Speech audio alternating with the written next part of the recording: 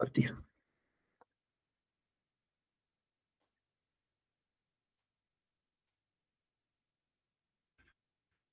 Listo, chicos, por favor, confírmenme si están visualizando mi pantalla.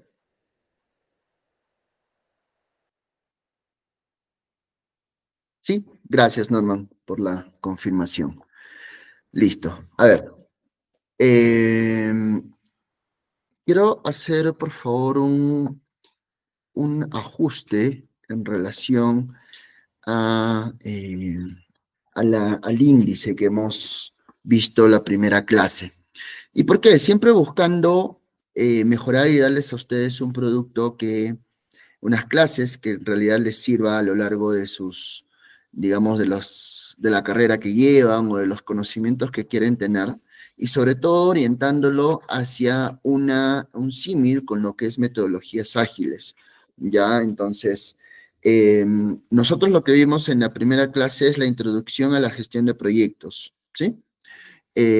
Todavía nos faltan 2 puntos, que ahorita lo empezamos, ¿ya? La clase de hoy va a estar relacionada a lo que es un ciclo de vida de un proyecto y las áreas de conocimiento que se tienen normalmente para poder sacar adelante, digamos, el proyecto en marcha.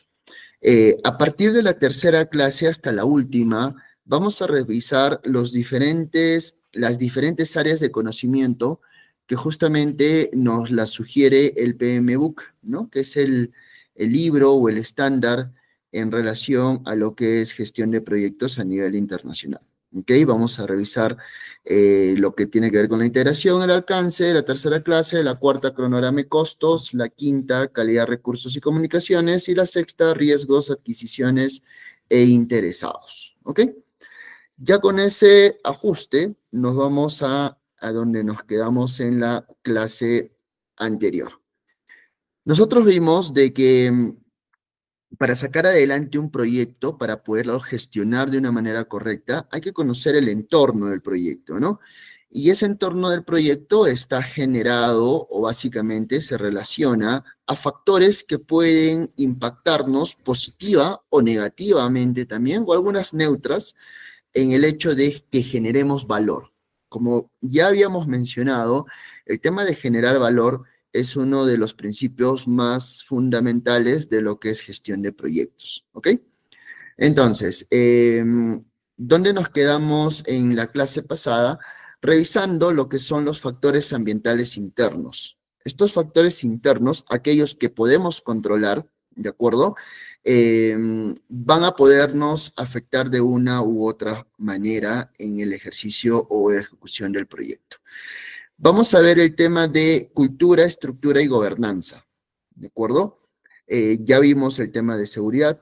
En relación a cultura, estructura y gobernanza, los directores de proyecto tienen que tener bastante en consideración, por ejemplo, si el proyecto o la empresa de la cual estamos realizando el proyecto tiene dónde se está ejecutando, en qué país, cuál es la cultura de ese país, cuáles son las políticas de ese país, para que de alguna manera nosotros tengamos que eso involucrarlo en el comportamiento interno de la empresa.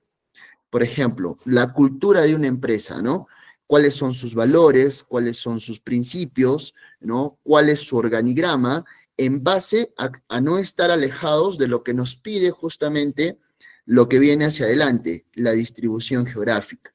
Por ejemplo, la distribución geográfica, ¿no? Una empresa puede ser multinacional, ¿ya? Y sin embargo voy a hacer un sistema que lo utilicen los diferentes países en los cuales tengo. Entonces, debo tener bastante en consideración eso. ¿Por qué? Porque mis usuarios, los con los que voy a trabajar, no solo van a ser de un determinado país, sino de uno o más países. Hay que tener bastante en consideración para tener algunas estrategias de liderazgo y poder sacar adelante el proyecto. Infraestructura, básicamente en el sentido físico de hacia dónde, por ejemplo, de qué está constituido la zona o la estructura donde se encuentran las oficinas, ¿no?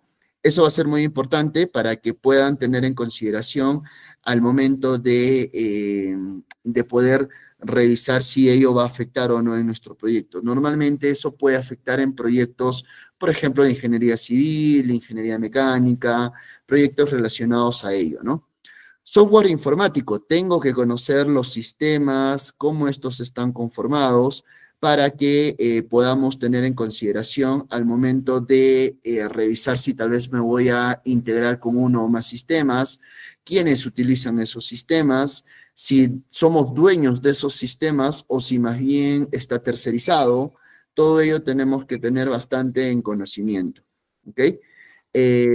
Siguiente, disponibilidad de recursos. Esta disponibilidad de recursos básicamente se refiere a los diferentes recursos que puedan existir, como el recurso humano, el recurso monetario, el recurso a nivel de información, de data, y que estos estén disponibles, ¿no? Porque si, por ejemplo, yo planifico un proyecto en la que no tomo en cuenta determinados usuarios, ya al momento de planificar, entonces, lo más seguro es que cuando yo requiera de ellos y los llame, tal vez no voy a disponer de sus tiempos. ¿Por qué? Porque van a estar ocupados y eso es un riesgo a que de repente yo pueda sacar adelante el proyecto. ¿Sí? Un segundito, por favor. Estoy teniendo una bulla acá interna. Voy a apagarla, ¿sí? Un ratito.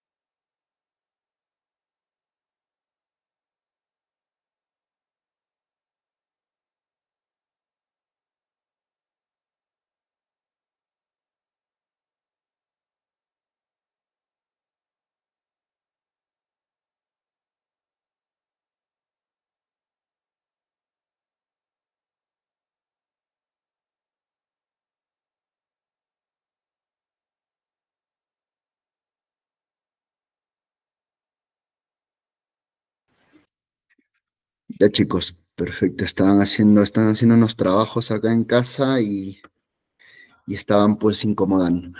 Listo, entonces, lo último es la capacidad de los empleados. No por el hecho de que tal vez este factor está al último o el que está al primero tengan mayor valor, simplemente es un listado. La capacidad de los empleados es muy importante. ¿Por qué? Porque al momento de que nosotros evaluamos quiénes van a ser las personas que van a trabajar con nosotros, dependiendo de la naturaleza del proyecto, ¿ok? Deberíamos tener en consideración si esos recursos cumplen o no con los conocimientos o capacidades o habilidades blandas con las cuales yo pueda trabajar en equipo. Entonces hay que tener bastante cuidado también en ese sentido. Todos estos factores ambientales internos, como mencioné, son factores que van a verse, digamos, podríamos nosotros gestionarlos, ¿no? Como director de proyecto yo podría tener un manejo, un control y podríamos tratar de evitar que alguno de estos tal vez nos juegue en contra en relación al desarrollo del proyecto. Factores ambientales externos, aquellos que yo no puedo, de alguna manera, como director de proyecto, controlar o, digamos, mitigar tal vez los efectos que puedan tener. Como por ejemplo, tenemos las condiciones de mercado. ¿En qué sentido? Por ejemplo, si yo me dedico, mi empresa, la que voy a desarrollar, donde voy a desarrollar un proyecto, se dedica al tema industrial, ¿no? Entonces, yo tengo que tener en cuenta bien, por ejemplo, cómo está la competencia en el sentido del rubro industrial en el cual me dedico. ¿Para qué? Para siempre estar a la vanguardia de crecimiento, para tener contra quién hacer un benchmark, ¿no? Y poder de alguna forma sobresalir y ser tal vez una de las mejores empresas en el rubro que yo me encuentre, ¿no? Claro, dependiendo a la misión o visión que ya habíamos visto que es importante definir a nivel organizacional. Otro, influencia y asuntos de índole social y cultural. Esto está relacionado básicamente al comportamiento o a la cultura de una determinada ubicación geográfica, ¿no? Si de repente yo voy a hacer un trabajo de una fábrica, voy a construir una fábrica, ¿dónde lo estoy haciendo, no?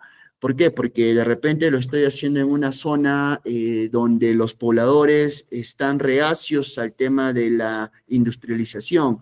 Entonces, debo conocer ello para saber de qué manera yo puedo sacar adelante el proyecto, ¿ok? Entorno regulatorio.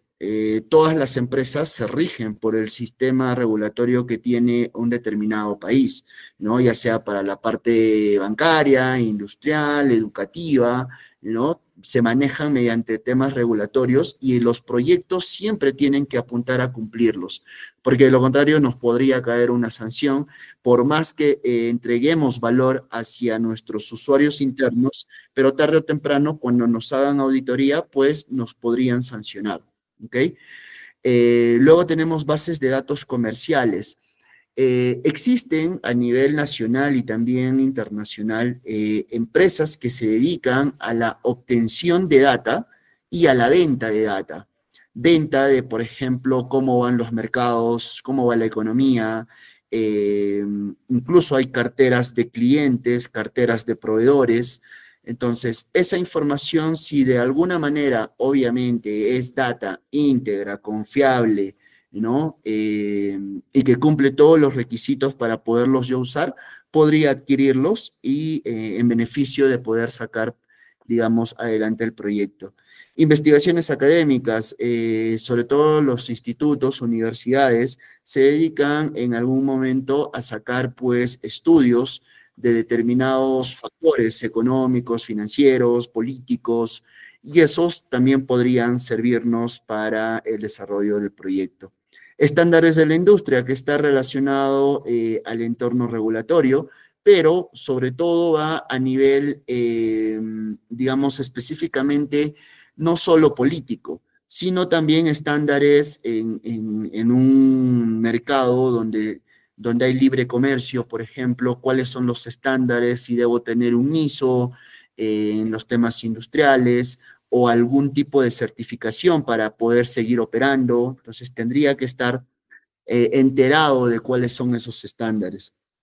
Consideraciones financieras, por ejemplo, para los tipos de cambio, ¿no? Los tipos de cambio fluctúan siempre en relación a cómo va el mercado, cómo va la situación económica, política del país, y lo debería tener en cuenta al momento, por ejemplo, de querer adquirir o comprar algo en dólares o digamos, mi personal va a viajar a otro país y yo en principio tengo soles, cómo lo cambio a dólares, debería tener mucho en consideración si a lo largo del proyecto voy a tener la necesidad de utilizar una moneda diferente a la que rige en el país donde estoy implementando.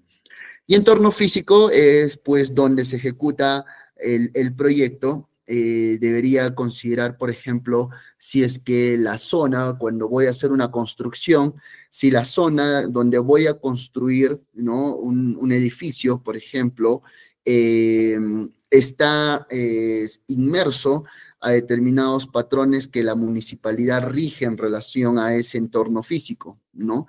Entonces también debería tenerlo en consideración. Todos estos factores ambientales internos y externos hay que tomarlos en cuenta dependiendo de la naturaleza, ¿no? del proyecto. No quiere decir que todos los proyectos van a tener todos estos factores inmersos en el desarrollo del proyecto, sino algunos, y debería ser bien fino al momento de identificarlos. Esa es una de las habilidades que debería tener un director de proyecto. ¿Ok? Un tema rápido, ya, que tiene que ver con la gestión del producto. Un producto o servicio genera valor, ¿correcto? Y al generar valor estoy logrando justamente el objetivo del proyecto. Importante tener en cuenta lo siguiente en relación al producto. Un producto ya puede iniciar programas o proyectos O sea, tengo un producto A y ese producto puede estar inmerso a diferentes programas o proyectos en cualquier punto de su ciclo de vida. ¿Para qué? Para que podamos crear y mejorar características que crean valor adicional, tanto para el cliente final como para la propia organización. Tal como se muestra en esta imagen, nosotros tenemos una relación de ventas que está en la, digamos, en el margen de las y el tiempo en el margen de las X. Y tenemos como referencia un portafolio que tiene dos programas, ¿no? El programa A y el programa B.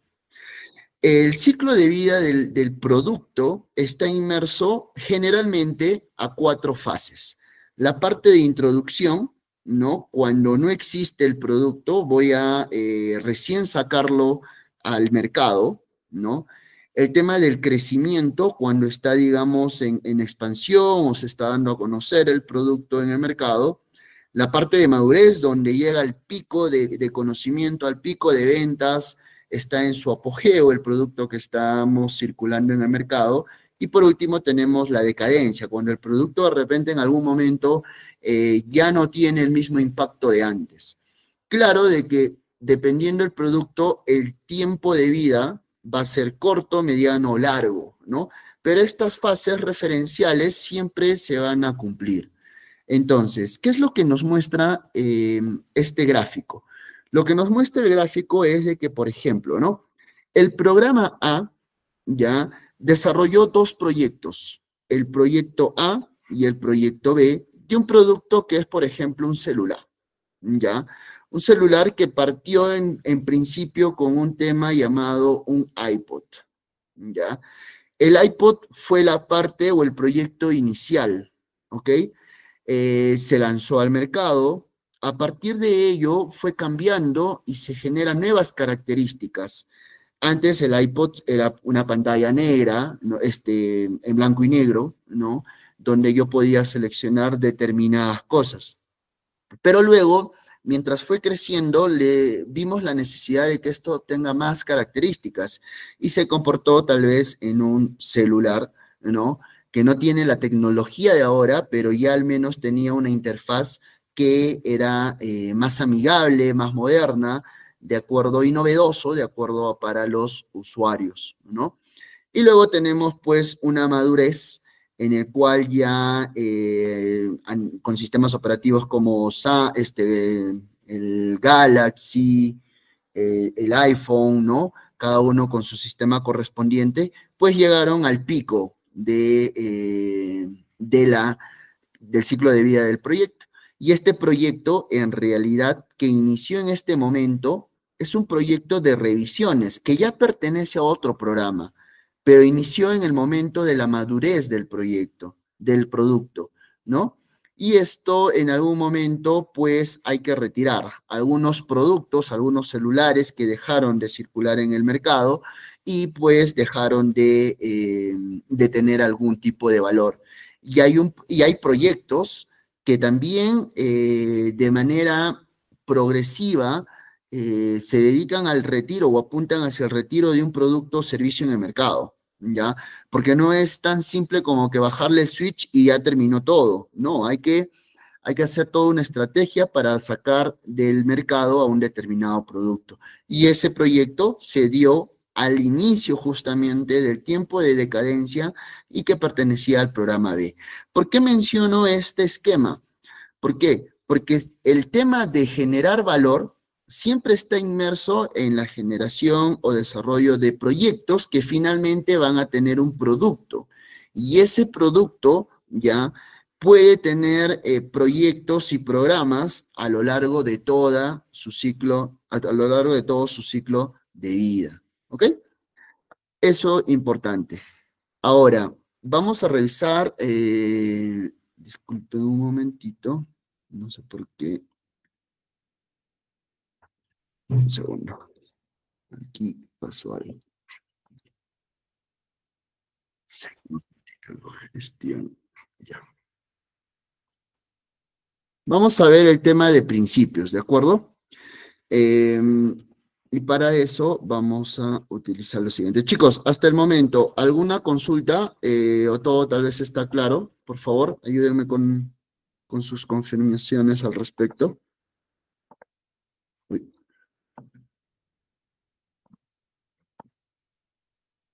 Hola, chicos, de estar todo claro, por favor, ayúdenme con un check en todo caso.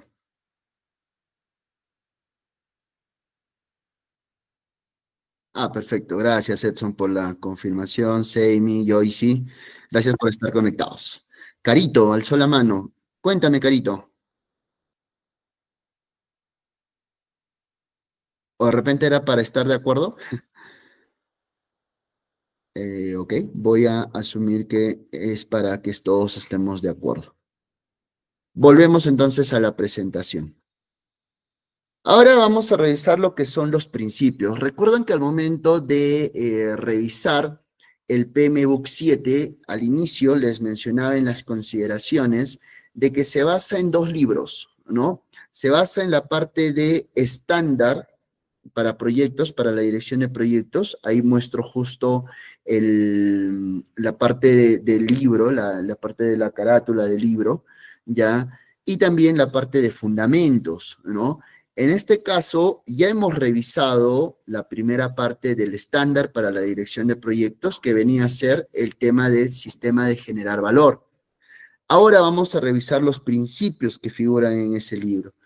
Para ello, hay que recordar o tomar en consideración 4 conceptos principales en relación a los principios, ¿ok?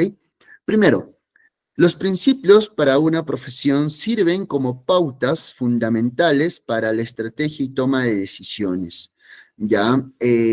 Los principios en un determinado rubro, en un determinado perfil, siempre tenemos que tomarlas en cuenta. ¿Por qué? Porque de ello va a basarse la estrategia o decisiones que nosotros podamos tener. ¿Ya? Si no los tomo en consideración, créanme de que lo más probable es de que las decisiones, estrategias o acciones que yo vaya a tomar en algún momento van a resultar ineficientes y nos van a llevar de repente hacia pérdidas, ¿ok?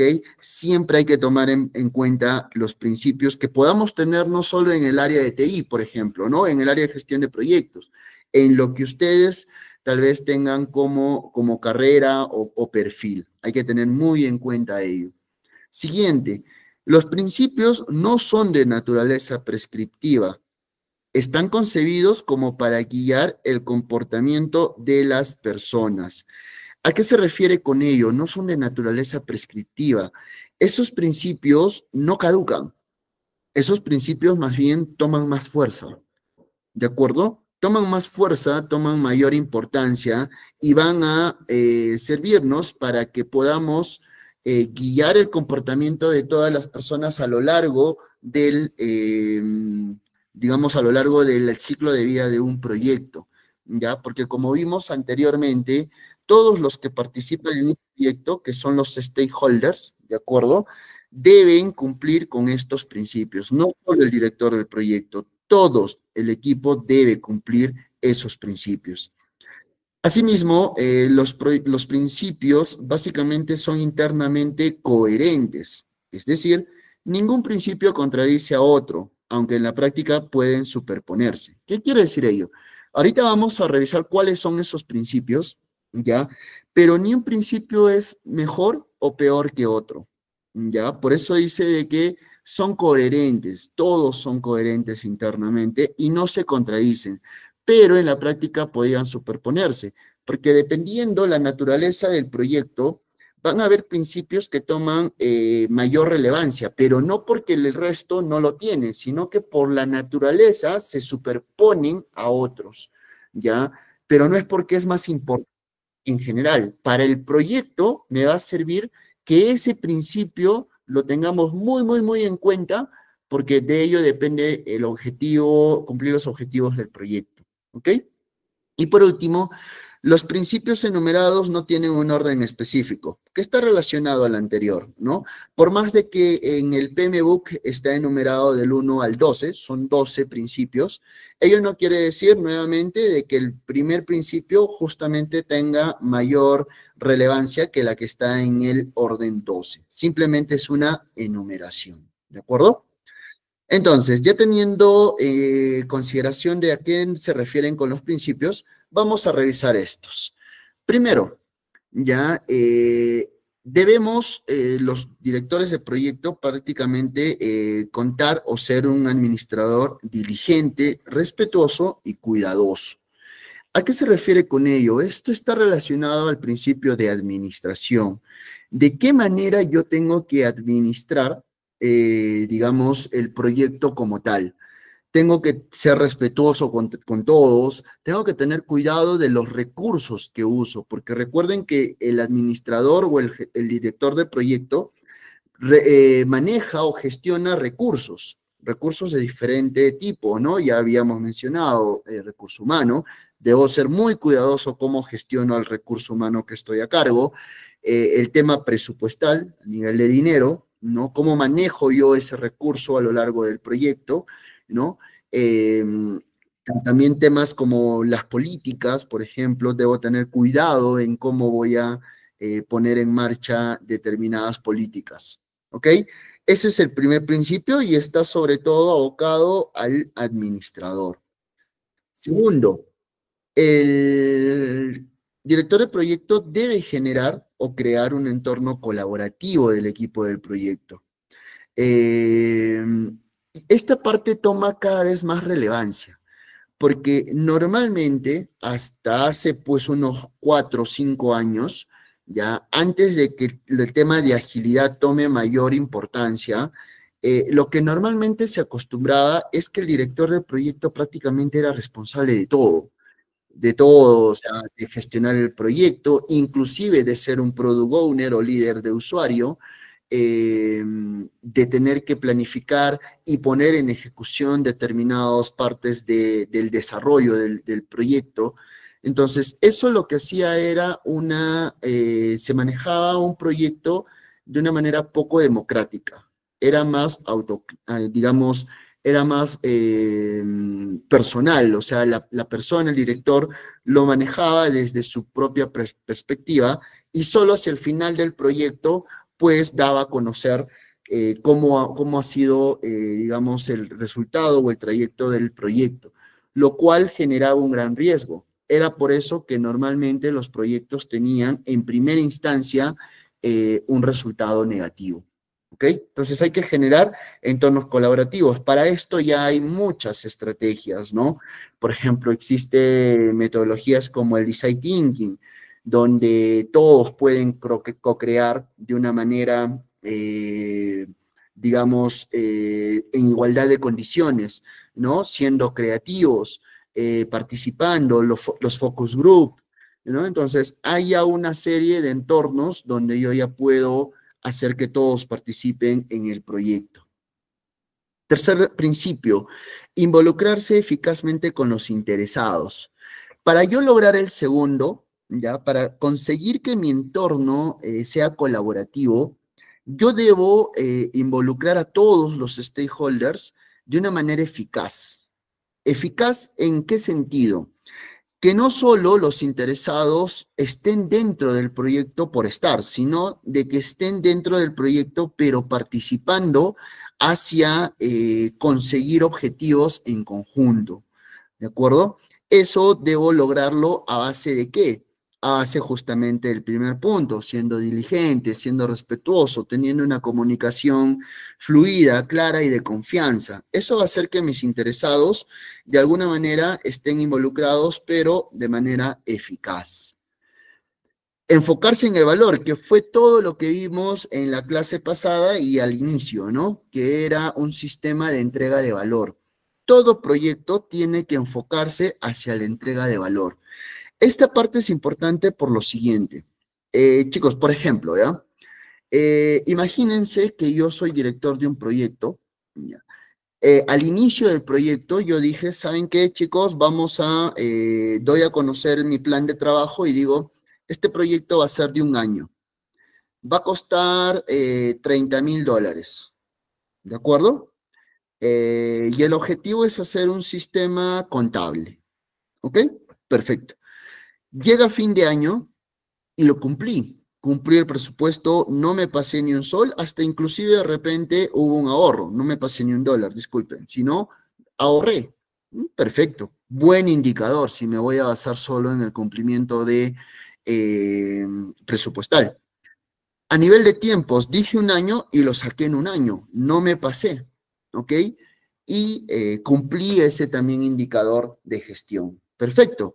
Chicos, yo les pregunto, esos dos cumplimientos, ¿creen que me asegura que en realidad el cliente tiene lo que esperaba, le brinda algún beneficio? O sea, ya me asegura que el cumplimiento de esos dos factores voy a asegurar la satisfacción del cliente. ¿Qué me dicen, chicos? ¿Quiénes piensan que sí es suficiente cumplir con ello? ¿O quiénes no, tal vez? A ver si me ayudan con sus comentarios.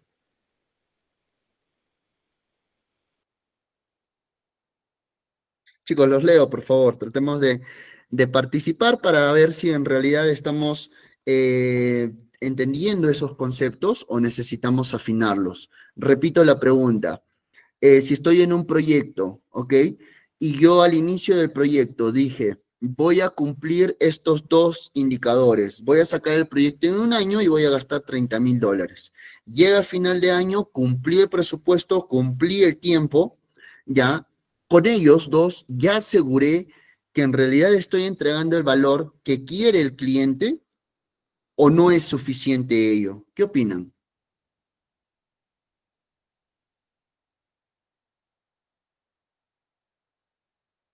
A ver, Ricardo, no es suficiente. Se espera resultados más óptimos de funcionamiento. Alan, no es suficiente, no sería suficiente. Joyce, sí es suficiente. Eso solo asegura que se gastó la plata y el tiempo, me imagino que de manera correcta. Ya. La mayoría menciona que no es suficiente. Joyce nos menciona que sí. Cumplir los objetivos sería lo correcto. ¿Ok? Para ello hay que tener en consideración los objetivos iniciales del proyecto, correcto, también. Ya, entonces, las ideas están un poco distribuidas, ¿no? Rosaura, por ejemplo, se une a Joyce y nos dice, claro que sí, porque se entregó a tiempo. Ya. Entonces, muchas gracias, chicos. Eso es lo que busco de ustedes, que me ayuden con su participación para poder explicar, digamos, lo que en realidad quiere decir con la pregunta propuesta. La respuesta es depende. ¿Depende de qué? De lo que mencionaba uno de sus compañeros, el objetivo. ¿Con qué objetivo hice ese proyecto?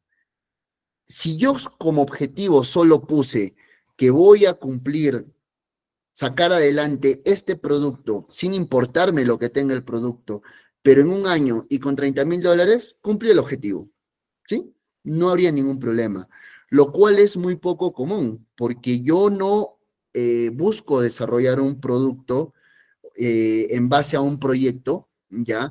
Para que se cumplan temas de dinero y de tiempo. Tengo otros objetivos, como por ejemplo, optimizar o automatizar el 50% de actividades de mi equipo contable. Ese es un objetivo. Eso es generar valor. ¿Sí? En cambio, cumplir temas de plata y de tiempo, ¿qué genero valor? No estoy generando ningún valor porque no estoy hablando en relación hacia qué beneficios le estoy dando al cliente. ¿De acuerdo? Entonces, principal y fundamental es tener bien claro el objetivo. Si yo tengo claro el objetivo y al final lo cumplo, ¿de acuerdo? Y es más, excedo hacia ello, voy a contar con la satisfacción del cliente y voy a tener la confianza hacia adelante porque en una empresa, pues en cualquier momento podemos volver a trabajar con esos usuarios. Entonces, hay que enfocarnos en el valor. Los factores siempre van a estar inmersos hacia el cumplimiento de objetivos, ¿de acuerdo?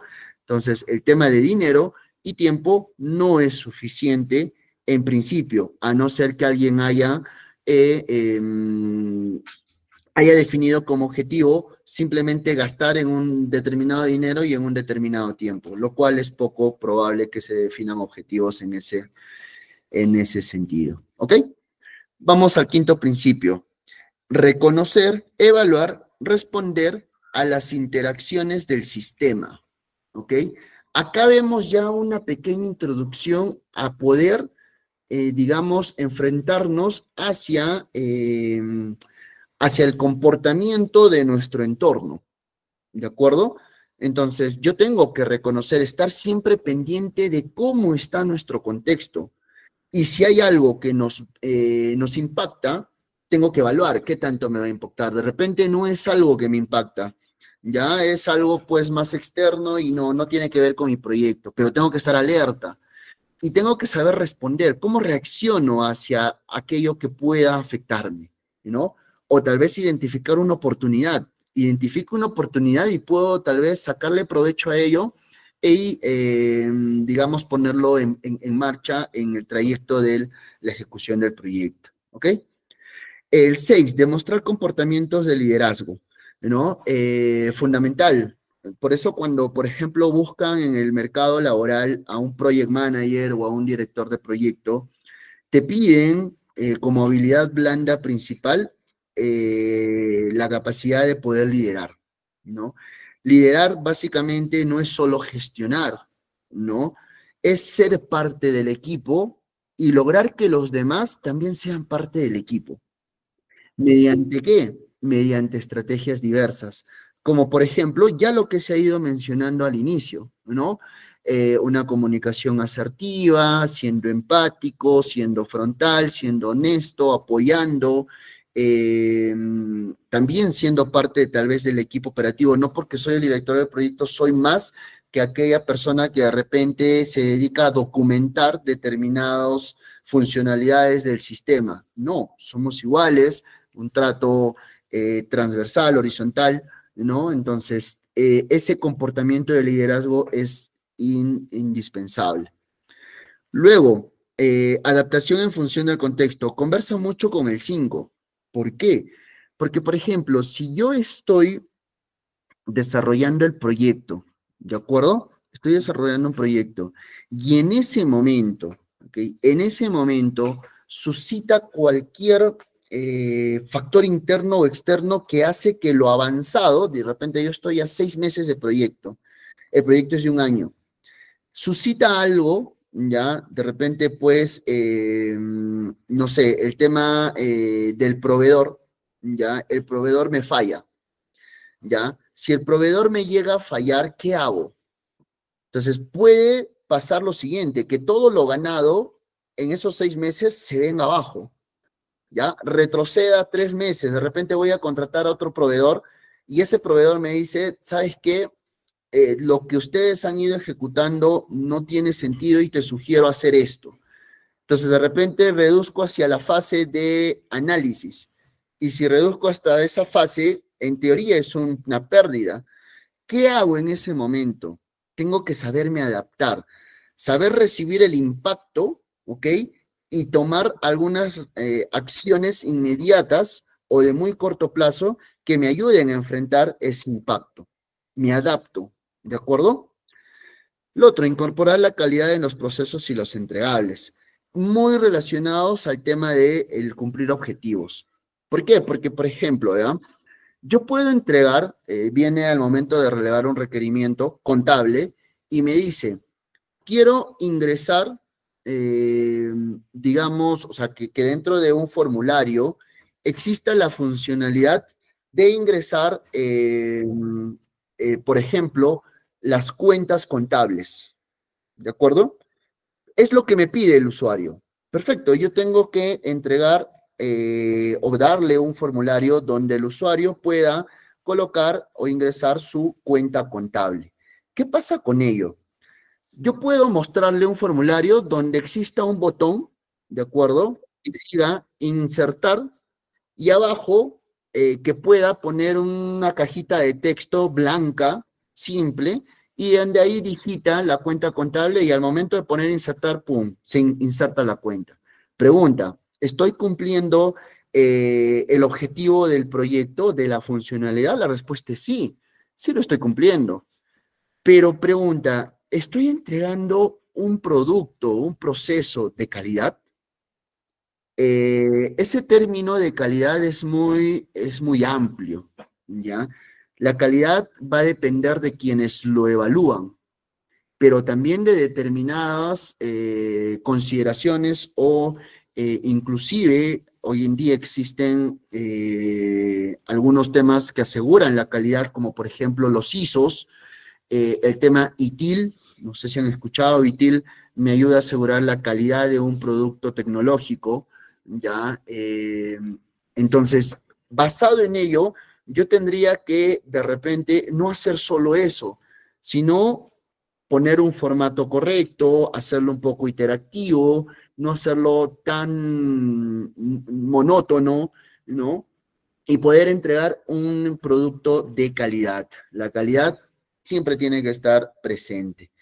Siguiente, navegue en la complejidad. Eso es muy importante. Justamente cuando yo, por ejemplo, retorno hacia el punto 2, donde mencioné crear un entorno colaborativo y también mencioné una metodología, ¿no? Una buena práctica que es el design thinking.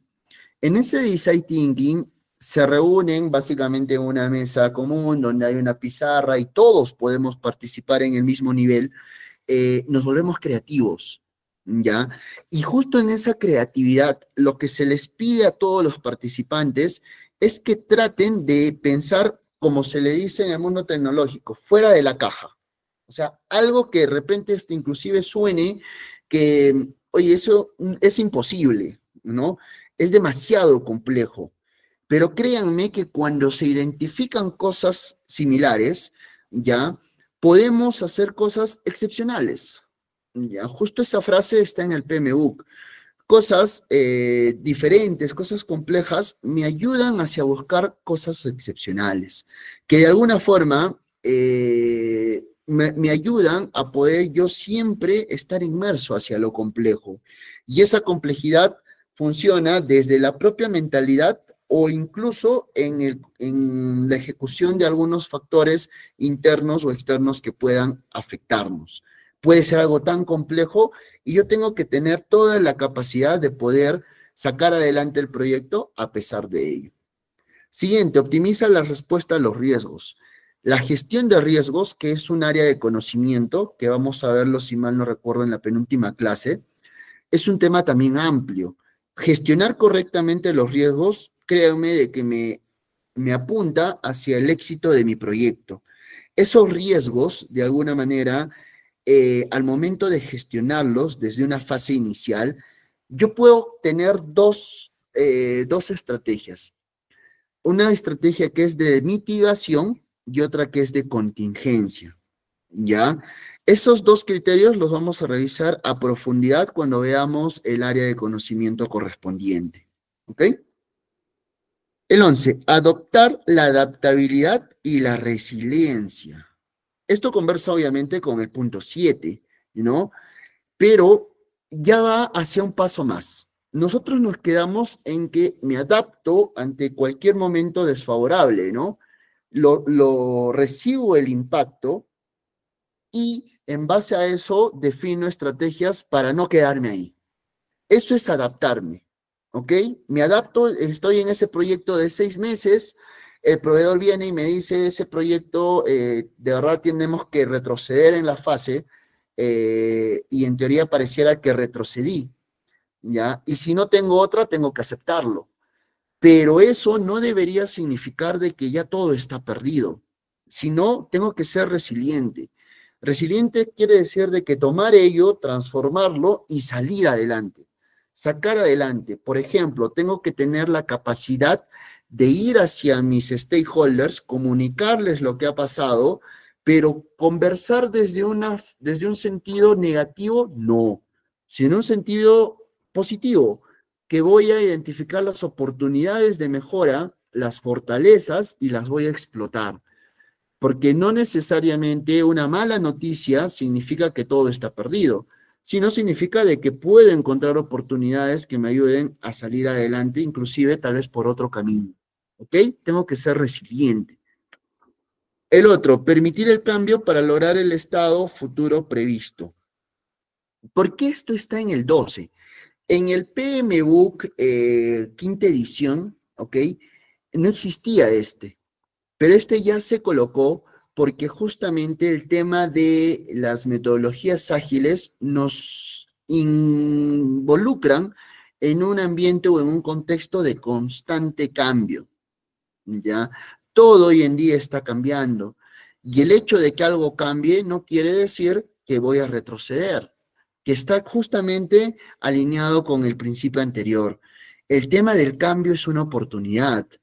La mayoría, créame, incluso a nivel nacional, eh, se sacó una estadística el 2022, donde, justo después casi de la pandemia, y mencionaban qué tanto las personas están dispuestas a cambiar y sobre todo a cambiar actividades, rutinas que siempre las hemos ido manejando de la misma manera.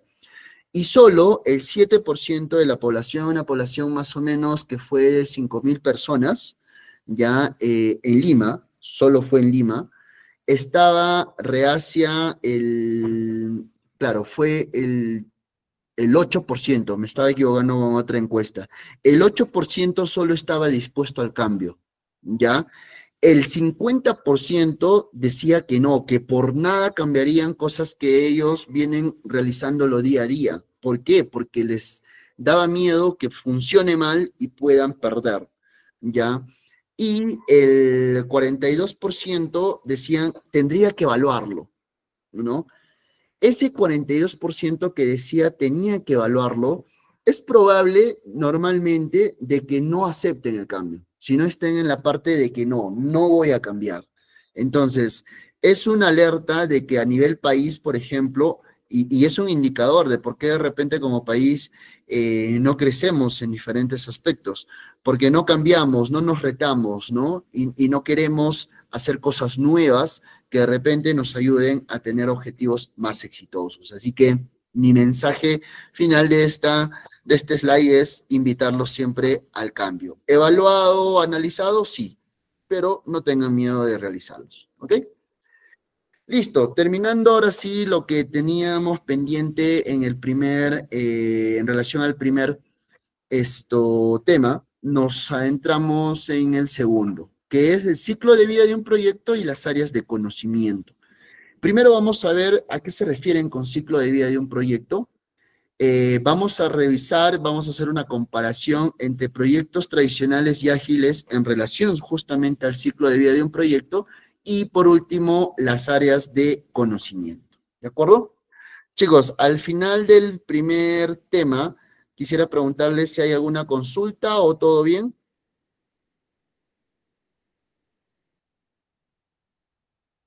Todo bien, gracias, Erika. Edson, perfecto. Si hay consultas, por favor, traten, y lo que yo también siempre invito es que traten, de repente hay chicos que trabajan, hay chicos que estudian, hay chicos que hacen ambos. En la mente, mientras vamos avanzando, traten, gracias William, traten por favor de asemejarlo a un proyecto que ahorita estén. Y ya en la primera clase les dije, ¿no? No solo proyecto es aquello que está relacionado con TI, es en la vida misma. Y si de repente ustedes en el transcurso de la clase identifican algo, ya sea en su vida profesional, laboral o personal, obviamente que se pueda contar, por favor no duden en ponerlo en consideración y nos lo cuentan, ¿no? Nos lo cuentan o nos hacen saber sus experiencias. Yo encantado de escucharlos y tal vez aportar, ¿ok? Entonces, sigamos. Si no hay preguntas, si todo está claro, nos vamos a desarrollar el segundo capítulo. Ciclo de vida de un proyecto, ¿ok? Este es el ciclo de vida de un proyecto genérico. Todo proyecto, de una u otra manera, tiene estas 4 fases. ¿Cuáles son esas fases? Inicio del proyecto, ¿ok? Luego tenemos la organización y preparación del proyecto, luego viene la ejecución y concluimos con la finalización del mismo. ¿Qué quiere decir cada uno de ellos? Quiere decir lo siguiente, ¿ya? El inicio del proyecto básicamente se da cuando ya evaluamos al proyecto, ya evaluamos al posible proyecto, que todavía no vendría a ser un proyecto como tal, hemos hecho un anteproyecto, se le dice, y ahorita vamos a ver ese término, anteproyecto, antes que inicie el proyecto. En ese anteproyecto yo analizo justamente temas de si es...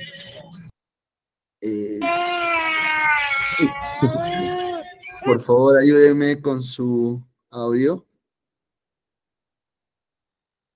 Gracias, Yesheri, por igual seguirnos. Igual queda grabada la sesión, así que tal vez en un entorno más tranquilo puedes repasar y en la siguiente clase nos haces las consultas que tal vez tengas, ¿no? No hay ningún problema.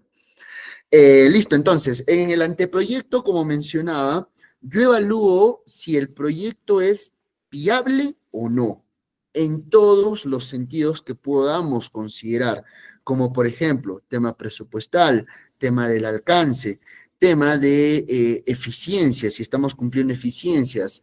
Normalmente en empresas grandes existen unidades o áreas de eficiencia que antes de que comience un proyecto, el equipo que está evaluando el proyecto tiene que ir a esas unidades, sustentar el proyecto para que estos de alguna manera tengan la decisión, es un directorio de eficiencia, tengan la decisión y nos digan, ok, luz verde, comienza el proyecto. Ahí nos van a desembolsar el dinero, nos van a dar los recursos y vamos a poder comenzar ya a nivel detallado el proyecto correspondiente. Entonces, eso es a nivel anteproyecto. A nivel inicio del proyecto es ya inicié, ya me dieron luz verde, ya estoy ahí, ¿de acuerdo? Entonces, ya cuando tengo el inicio del proyecto, básicamente ahí lo que armo es, voy ideando, voy pensando ya a detalle lo que voy a necesitar a lo largo del proyecto. Si ustedes ven hacia el final de estas líneas punteadas, vemos un rombo, ¿sí? Esos rombos, qué me muestran? Esos rombos me muestran que en ese punto yo debo dar a conocer hacia mis stakeholders las conclusiones o resultados de esa fase, que sería el inicio del proyecto. Yo tendría que, como director de proyecto, organizar una reunión donde estén todos y decirles, perfecto, ya tengo todo lo preliminar para comenzar la siguiente fase. Ya culminé la parte de inicio del proyecto. Viene organización y preparación. Esta parte, para aquellos que van a ver sobre todo metodologías tradicionales, es crítica. Crítica. ¿Por qué? Porque acá defino cosas ya detalladas y que muy poco podrían cambiar, ¿ya? ¿Cómo qué? Como el alcance, como los requerimientos, como los recursos humanos que voy a necesitar, quiénes necesito que participen en el proyecto. Voy a también elaborar de alguna forma un plan de proyecto, ¿no? Y con ello, hacia el final de esta fase, también tengo que dar a conocer hacia todos mis stakeholders, sí o sí, el resultado de esta fase. Luego viene ya la ejecución del trabajo como tal, ¿no? O sea, ya los recursos comienzan a, digamos, a poner en marcha ya las actividades relacionadas hacia la construcción. Construcción sea de un sistema, sea de una obra, sea de la fabricación de algún producto, ¿no? A la elaboración de un curso, por ejemplo, ¿no? Entonces ya comienzo las actividades de ejecución propiamente. Normalmente, esto es a nivel de PMBOK también, te dice de que la ejecución del trabajo, más o menos en tamaño, debería ser 4 veces más que el tiempo que yo tomo en el inicio y organización del proyecto. Si yo tengo un proyecto basándome en esos rangos, lo más probable es que tenga éxito. Igual, es un tip, no necesariamente se cumple siempre ello. ¿Ok? Pero esa es la parte de la ejecución del trabajo. En esta ejecución del trabajo, yo voy a poder, no quiere decir de que solo porque tengo el rombo hacia el final de la ejecución del trabajo, solo ahí debo tener reuniones con mis interesados, sino me dice de que sí o sí lo debo tener, pero no me dice que a lo largo de la ejecución no debería tenerlo, lo cual es cierto, más bien debería tenerlo de manera constante, ¿ya? Yo no voy a esperar recién hacia la parte final de la ejecución, disculpen, de la ejecución, para reunirme con interesados y que estos tal vez me digan que no era lo que esperaban. Imagínense, ¿qué hago después de casi un año y medio de proyecto para que me digan ello? Entonces, tengo que manejar reuniones a lo largo de la ejecución. Y por último viene la finalización del proyecto. Normalmente la finalización del proyecto se da cuando ya terminé el producto y lo entrego al cliente. Le digo, toma el producto y comiénzalo a usar, ¿no? En ese comiénzalo a usar también se les da un acompañamiento. No es que ya tome el producto y me voy como equipo de proyecto. Tengo que estar presente. Normalmente ahí se habilitan fases como la gestión del cambio. Justamente para eso hablábamos dentro de los principios, que es uno de los principios más difíciles de cumplir, porque la mayoría de personas son reacias al cambio. Tengo que gestionar el cambio, por ejemplo, ya van a dejar de usar sus Excels, el equipo contable, ya no lo van a hacer en Excel, sino lo van a hacer en un sistema. Por más que yo le haya dicho a ese grupo, saben que van a reducir el 50% en los tiempos que ustedes hacen actualmente su trabajo y pueden hacer más óptimo utilizando esos tiempos en otras actividades, a pesar de ello son reacios. Entonces yo tengo que gestionar el cambio, darles un acompañamiento mientras ellos se adaptan a utilizar un nuevo sistema. Eso es finalización del proyecto. Ahí también empiezo a elaborar documentos o entregables como las lecciones aprendidas, ¿no? Los manuales, ¿no? Para dejar el manual de uso o los manuales de proceso hacia los stakeholders finales. Y como conclusión, también debería tener una reunión final, sí o sí, para ahí sí dar como cerrado el proyecto. Pero acá hay una pregunta. Termina el proyecto, ya los usuarios lo están usando, ya todo está ok, no hay problemas. Yo como equipo de proyecto simplemente debería retirarme y no hacer más. ¿O hay algo que ustedes digan, no, o sea, por el hecho que ellos ya están usando, debería tal vez hacer algo más? No sé ustedes qué opinan, chicos, en ese sentido. ¿Creen de que al entregar el producto final termina nuestro rol de equipo de proyecto o hay algo más que debería hacer? ¿Qué opinan?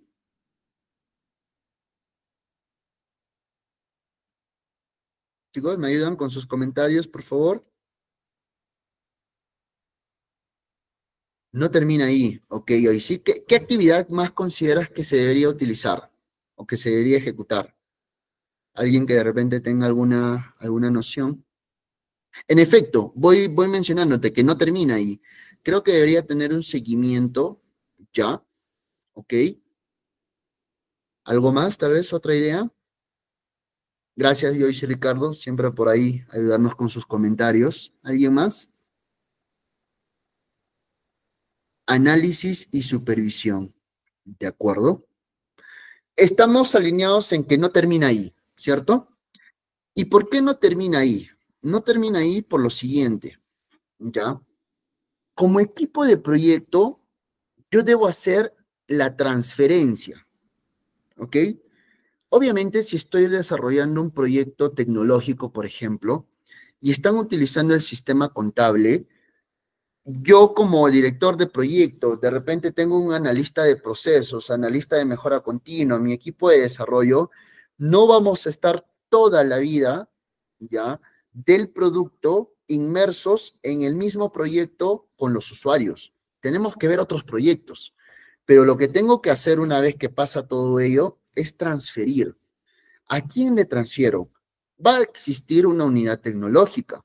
Dentro de la unidad tecnológica existen subunidades que básicamente gestionan las aplicaciones, los sistemas, ¿ya? Y a partir de eso, uno le transfiere ello a ese equipo para que ellos se dediquen a realizar lo que ya nuestros compañeros han mencionado, el seguimiento, colocar indicadores, monitorear cómo van, ¿no? De repente esa unidad de administración de aplicaciones, ya dentro también hay una área de procesos. Ok, que esa área de procesos haga un barrido o un seguimiento continuo mediante ciertos indicadores para ver que en realidad ese producto está logrando en el mediano o largo plazo los objetivos planteados tal vez en ese rango de tiempo, ¿no?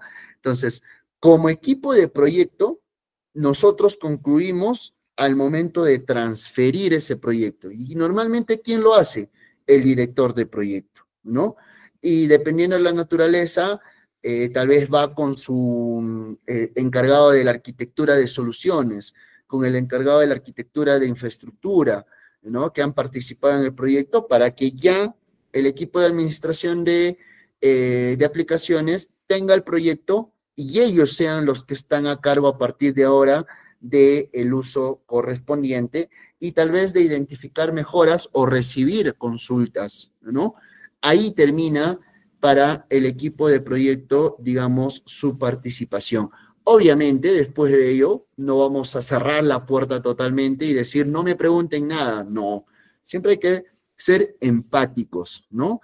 Empáticos y poder consultar, absolver consultas de esas unidades de administración de aplicaciones. Ahora, ¿qué es lo que quiero mostrarles por este lado?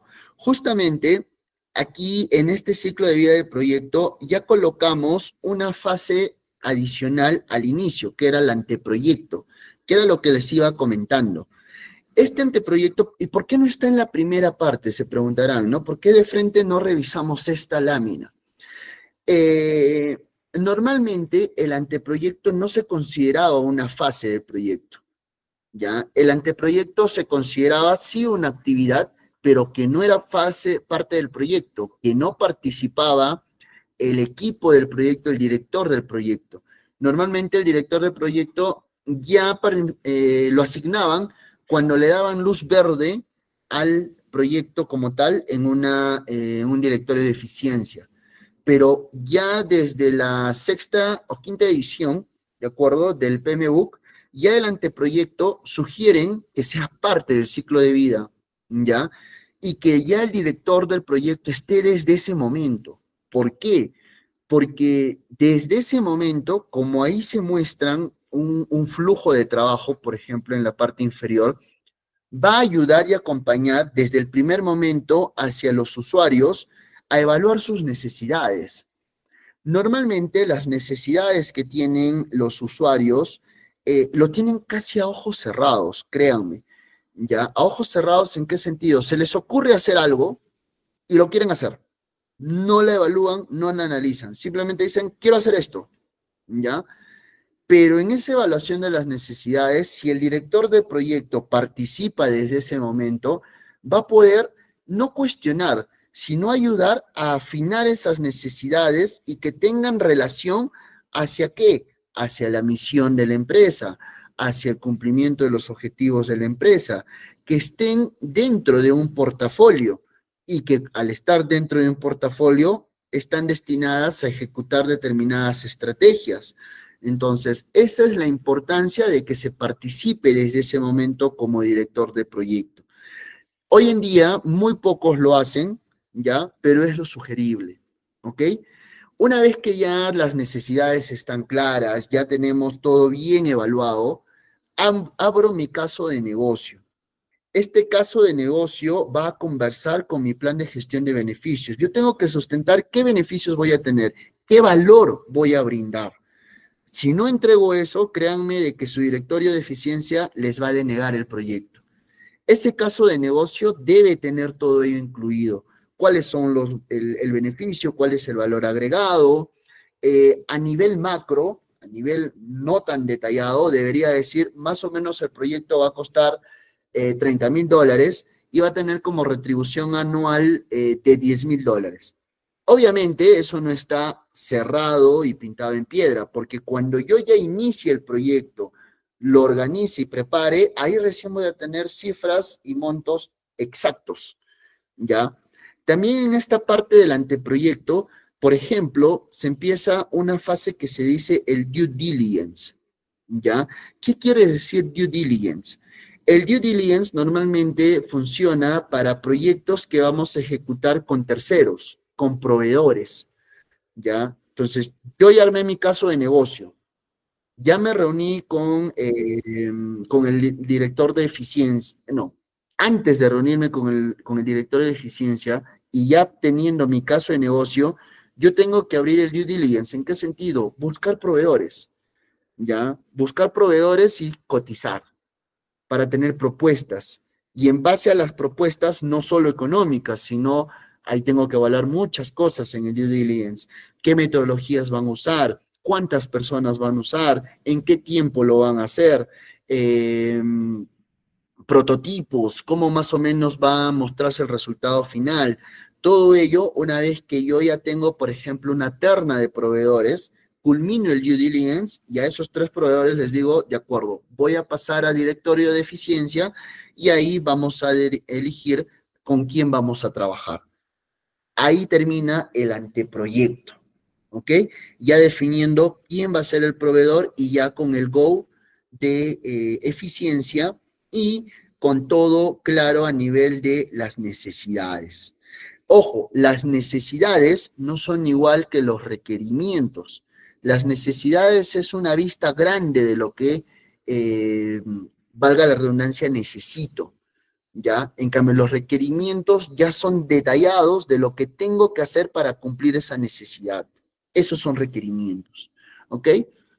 En el inicio del proyecto vamos a tener una actividad importante que es elaborar el acta de constitución del proyecto. O sea, a nivel macro yo ya tengo que decir, voy a necesitar 5 personas, ¿ya?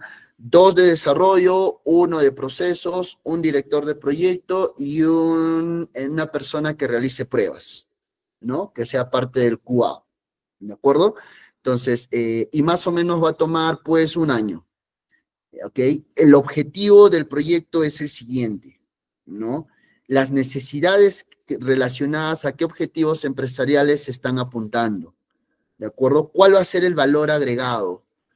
Todo eso se elabora en el acta de constitución del proyecto que tiene que ser presentado justamente en el inicio, en la reunión del cierre de la fase inicio del proyecto. Ya con ello, en la fase de organización y preparación tenemos el plan para la dirección del proyecto. ¿Qué es eso? ¿Ya? Este es el plan de trabajo.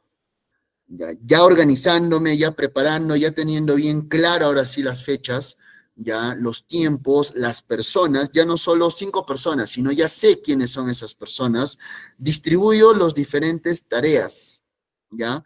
Dentro de las áreas de conocimiento vamos a ver justo la gestión del cronograma, la gestión del costo. Todo eso se evalúa justamente en esta fase, ¿ok? Y luego, bueno, ya viene la ejecución del trabajo. Dependiendo de la metodología que yo practique, pues voy a ejecutar ese trabajo y finalmente el cierre del proyecto como tal, ¿ok? Esto es el ciclo de vida del proyecto. Ahora, veamos el ciclo de vida de un proyecto y ya áreas de conocimiento. Básicamente ahorita vamos a revisar el ciclo de vida de un proyecto tradicional y uno ágil, ¿ok? En uno tradicional, básicamente tenemos esta distribución de fases. Ahorita vamos a hacer un match con lo que hemos revisado anteriormente, ¿ya? Nos dice planteamiento. Este planteamiento normalmente es el anteproyecto, ¿ok? Estoy planteando una necesidad, ¿ok? Es el anteproyecto. Luego viene el análisis y diseño. El análisis y diseño viene a ser básicamente la parte de inicio del proyecto y la organización del proyecto, ¿ok? Y planificación. En esas 2 etapas, yo analizo lo que voy a hacer, diseño más o menos hacia dónde voy a llegar, y eso lo que me refiere es justamente análisis y diseño. Programación viene a ser la ejecución del proyecto y pruebas, dependiendo del tipo de pruebas, pueden ser parte de la ejecución del proyecto o también del cierre del proyecto. La puesta en marcha es ya entregar el producto final, que vendría a ser parte de la finalización o cierre del proyecto. Este proyecto que hemos revisado ahorita es un proyecto que hemos definido que sea de manera tradicional, ¿ok? Todas son, si se dan cuenta, son actividades secuenciales, ¿no? Son fases secuenciales, ¿de acuerdo? ¿En qué se diferencia con las metodologías ágiles? Ah, ok. Planteamiento siempre tiene que partir de una necesidad. Tengo que definir, en primer lugar, mis requerimientos priorizados, no todos. Tengo que definir aquellos que son indispensables y que le van a dar vida a mi proyecto. Tengo que enfocarme en esos, al inicio.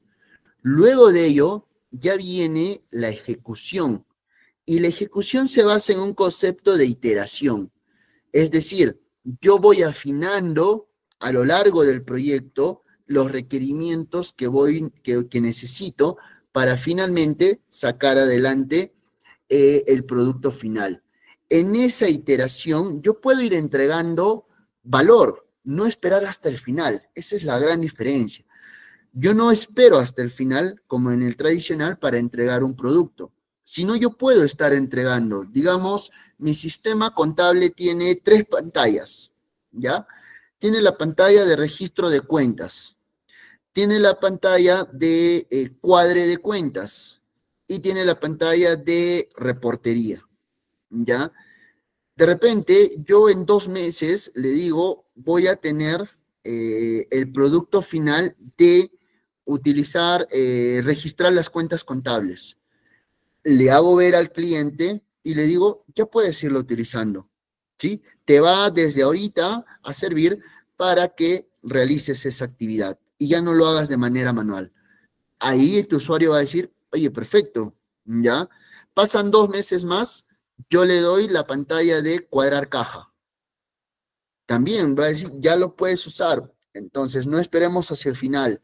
¿Se dan cuenta? Voy iterando, ¿no? Programo, entrego, programo, entrego, programo, entrego, programo, entrego, pruebas, programa, pruebas, entrego, así, ¿no? Entonces, va ese interactuando. Un tema importante, ¿ya? Las características de las metodologías de proyectos que hoy en día se tienen. Primero, son 4, ¿de acuerdo? Son 4 características y enfoques fundamentales. Primero tenemos aquellos proyectos predictivos, que en la clase anterior revisamos cuáles son. Los que tienen enfoque predictivo son los tradicionales. Aquellos que los requisitos, el alcance, está definido de manera fija, no cambian, están fijos, yo lo conozco, sé lo que voy a hacer desde el principio. Ah, perfecto, que sea predictivo, ¿ya? Las actividades que se realizan es una vez para todo el proyecto, todo el análisis, el diseño, lo hago una vez, no lo hago más. Si me equivoco, como se dice coloquialmente, ya fui, ¿no? ¿Por qué? Porque evidentemente me va a traer pérdidas, ¿ok? La entrega en este caso es única, o sea, solo te voy a entregar una vez y no hay marcha atrás, ¿no? ¿Cuál es tu meta? Gestionar costos, porque obviamente si todo asumo que está claro y a lo largo del proyecto me doy cuenta que no, ya, lo más probable es que nuestro presupuesto aumente y nuestros costos se incrementen, obviamente, ¿de acuerdo? Pero si yo tengo todo claro desde el inicio, sí o sí tengo que utilizar un predictivo, pero es todo un reto asegurar ello, ¿ok? Luego tenemos la parte iterativa. ¿Qué es la parte iterativa? La parte iterativa básicamente son requisitos dinámicos, ¿ya? Son aquellos proyectos que yo tengo, por ejemplo, un requerimiento, el requerimiento A, el requerimiento de, vamos a decir, el de registrar cuentas contables, ¿ok? Si yo registro si yo elaboro ese requerimiento, yo a lo largo del desarrollo, yo puedo ir mostrando al cliente cómo voy avanzando. De repente en el primer mes, no, digamos que la primera quincena le muestro cómo está yendo más o menos el desarrollo y el cliente me va diciendo, ¿no? Hazle este ajuste, esto está bien, o todo está check, puedes seguir avanzando, perfecto, ¿no? Y así voy mostrándole y mostrándole al cliente hasta que yo pueda entregar justamente ese requerimiento en principio, ¿no? Dentro de, por ejemplo, los 2 meses, ¿ya? Y la entrega va a ser única, sí, pero hacia el final de ello, pero el producto final de ese requerimiento lo entrego de manera única, pero a lo largo yo voy mostrando cosas, ¿no? ¿Correcto? Mi meta es evitar las correcciones de la solución, que justamente con esta metodología o con este enfoque podemos evitar. Luego viene un enfoque incremental. ¿Qué quiere decir incremental? El incremental es lo que les mencionaba al momento que les expliqué el ciclo de vida de un proyecto ágil, ¿no? El ejemplo que les mostré.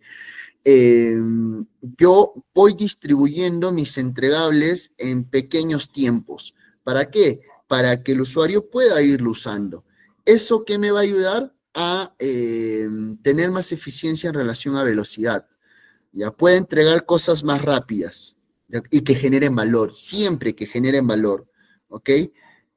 Yo no le voy a entregar la pantalla de registro de cuentas contables si solo llego hasta mostrarle los campos, pero el registro no funciona.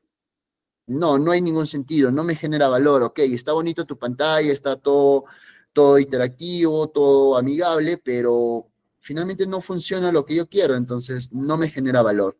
¿Ya? Entonces es incremental, voy avanzando en el tiempo, voy entregando en el tiempo, ¿ya? Pero la diferencia con el iterativo es que ese requerimiento yo no le voy mostrando de a pocos, sino ese pequeño requerimiento le muestro al final, ¿ya? Pero otro requerimiento le muestro al final, y así voy avanzando por pequeñas partes.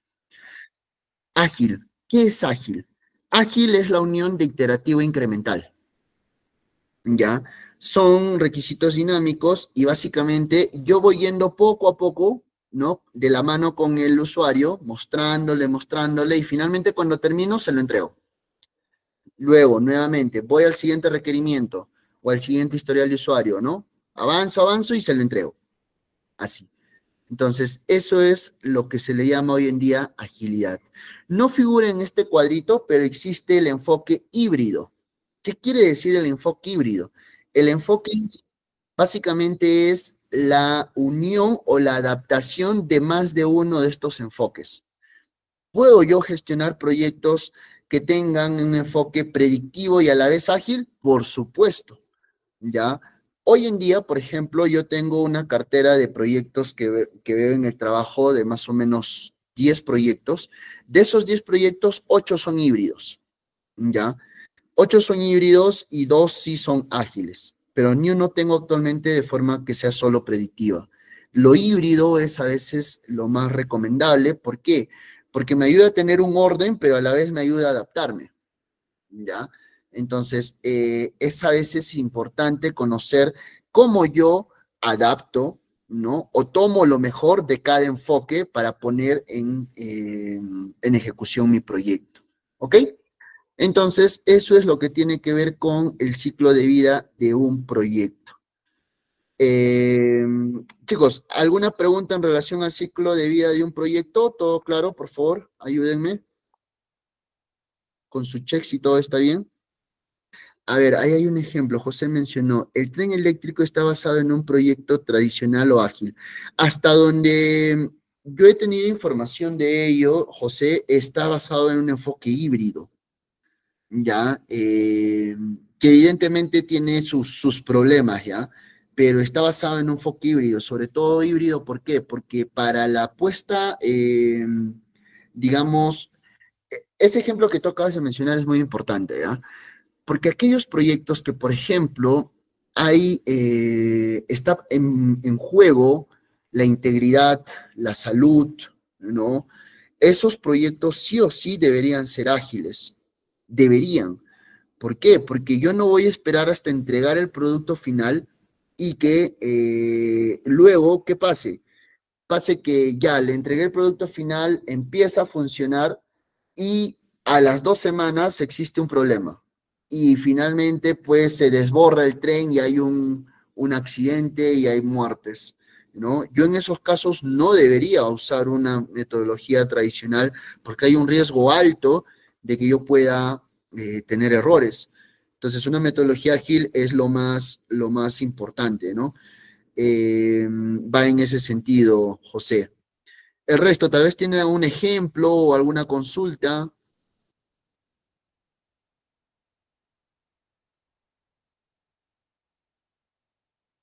Disculpa, Yesheri, profe, ¿en qué casos usar metodología ágil o tradicional? En realidad no es que exista una manera exacta de poder predecirlo, ¿ya? Pero siempre hazte la pregunta desde el inicio. ¿Conozco desde el inicio todo, absolutamente todo, a nivel específico, lo que necesito para cumplir el objetivo del proyecto? Si tu pregunta es, no sé, un 80%, un 90% en una, agilidad. Así de simple.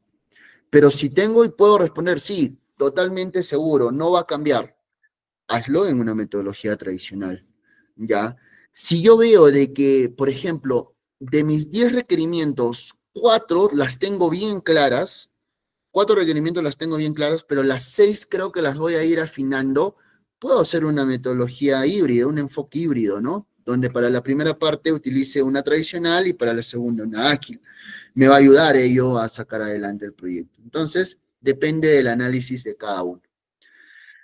Listo, chicos, sigamos en los 5 minutitos que nos quedan. Voy a mostrarles lo siguiente. Empezamos con las áreas de conocimiento, ¿ya? Las áreas de conocimiento son 12, ¿de acuerdo? Y que justamente aquí las estoy mostrando. Son integración, alcance, cronograma, costos, calidad, recursos, comunicaciones, riesgos, adquisiciones e interesados. ¿Por qué son áreas de conocimiento? ¿Ya? Lo que el PMBOK hace, básicamente, es mostrarnos todos los factores que intervienen en un proyecto, factores que intervienen, que se ejecutan.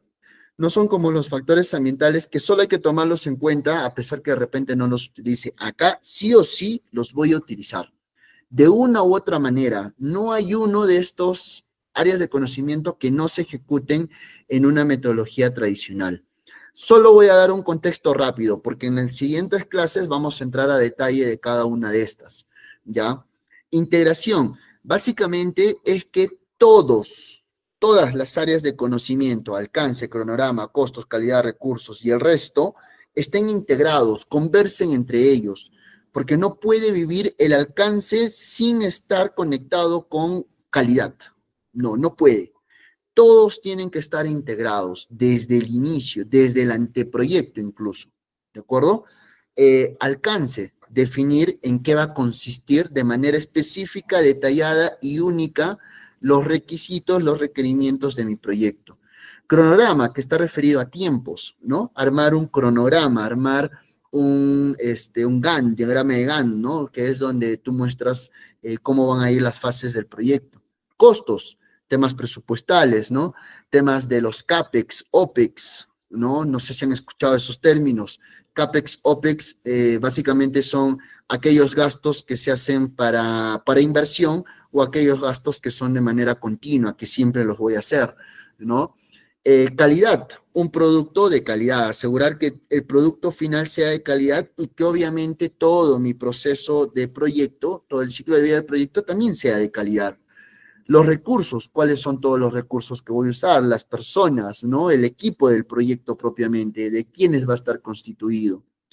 Las comunicaciones, mediante qué herramientas voy a reunirme, ¿no? O voy a comunicarme con todos mis recursos. De repente va a ser reuniones diarias o va a ser reuniones diarias, pero interdiario vamos a tener reuniones presenciales y si no por Meet o por Teams, no lo sé. Vamos a tener bien claro por correo, los correos hacia quienes voy a tener que dirigir si quiero escalar algo, ¿no? Los riesgos, aquellos que yo tenga que identificar desde el inicio para que no tenga problemas hacia adelante. Adquisiciones, ¿no? De repente voy a necesitar tener proveedores y para ellos les tengo que dar computadoras. Oye, nos falta computadoras, hay que adquirirlas. O necesito una licencia en la nube, ¿no? Necesito una licencia en WhatsApp si voy a hacer un chatbot. Entonces, adquisiciones, compras. Interesados, que es la gestión de todos los que participan en el proyecto, no solo del equipo que va a ejecutar, sino también interesados o stakeholders como usuarios. Y con esto de acá termino. Este es un esquema, ¿ya? Este es un esquema donde nos muestra la relación entre grupo de procesos. Los grupos de procesos, chicos, son las fases del proyecto, ¿ya? Que son inicio, planeación, ejecución, monitoreo, que voy a explicar por qué aparece monitoreo en esta parte, y cierre. Cómo cada área de conocimiento está involucrada en una o más fases. ¿Ya? Por ejemplo, la gestión de la integración está presente en todas las fases. La gestión del alcance está presente en el momento de la planeación y al momento de hacer el monitoreo, porque tengo que ver que justamente lo que he definido a lo largo se esté cumpliendo. Gestión del tiempo y de los costos igual, ¿no? Porque ambos son elementos o factores que los defino en principio y tengo que hacerles monitoreo para ver que se estén cumpliendo. Gestión de la calidad a lo largo de casi todo el proyecto, desde la planeación hasta la ejecución y el monitoreo. Gestión de los recursos, básicamente en la planeación y en la ejecución, las comunicaciones a lo largo también del proyecto, gestión de riesgos en planeación y monitoreo, gestión de las adquisiciones, yo en cualquier parte puedo requerir algo, ¿no? En la planeación, de repente nos queda corto el conocimiento de cómo se está comportando el mercado actualmente en la bolsa de valores. Necesito un especialista. Ah, perfecto, adquiero la consultoría de un especialista en la bolsa de valores, ¿no? Hacia la parte del cierre, ¿por qué? En la parte del cierre yo podría tener digamos, una necesidad de que tengo que contratar a alguien que es experto en gestión del cambio, porque de lo contrario no voy a poder entregar con éxito mi producto final. Y la gestión de los interesados es, obviamente, gestionarlos desde el inicio. Entonces, esa es la relación de las fases versus las áreas de conocimiento, chicos. Hacia la otra clase, como menciono, ya vamos a trabajar a detalle cada uno de estos, ¿ya? Así que con este tema, básicamente es la clase de hoy. Absolvo preguntas ahora. A ver, José Aragón nos dice, profe, y si quisiera armar un taller de reparación de motos, ¿qué metodología podría aplicar? ¿Ágil también? Yo creo que sí, o sea, tú, por ejemplo, no soy un experto en motos, pero me remonto a, digamos, los talleres de mecánica, ¿no? Los talleres de mecánica, por ejemplo, tú lo que vas a hacer es tener tu grupo de personas que van a brindar atención, ¿no? Voy a tener, ese va a ser mi objetivo, brindar mantenimiento, reparación a las motos. Ese es mi objetivo del proyecto. Yo, si ya de alguna forma en ese momento digo, no tengo bien claro todos los pasos que debo seguir, esa es primero tu pregunta que debes hacerte, eso es un indicador que debo hacerlo ágil. Ir dividiendo por etapas o por fases las salidas de diferentes cosas para que de repente yo ya pueda estar brindando servicios. No sé, de repente tu taller de reparación de motos puede empezar vendiendo productos de mantenimiento, ¿no? Esa es una primera fase. Y luego especializarte en determinadas partes de la moto, determinadas especificaciones o tratos de mantenimiento. Entonces, voy saliendo de manera progresiva. No espero tener todo el paquete de servicios de reparación para recién salir. ¿Qué tan ventajoso es? Tengo que conocer el mercado. ¿Ya? Yo, por ejemplo, no conozco mucho el mercado de reparación de motos, pero tú deberías conocer el mercado. ¿Dónde lo vas a poner? Lo voy a poner en una zona donde no existe ese servicio. Ah, perfecto. Si lo voy a poner ahí, entonces yo podría ir saliendo poco a poco. Pero si de repente voy a salir en un lugar donde en la manzana hay como 3 de este tipo de talleres, tengo que salir con todo, porque de repente viene un cliente y me dice, necesito que me hagas el servicio A. Uy, yo no estoy especializado en eso, disculpa, no lo voy a poder hacer. Se va a ir a otro y se va a quedar ahí, ¿no? Entonces hay que analizar, tengo que conocer el mercado, son factores externos, ¿te das cuenta? Tengo que conocer esos factores externos, ¿sí? Entonces va a depender, José. No sé si chicos tienen alguna otra consulta.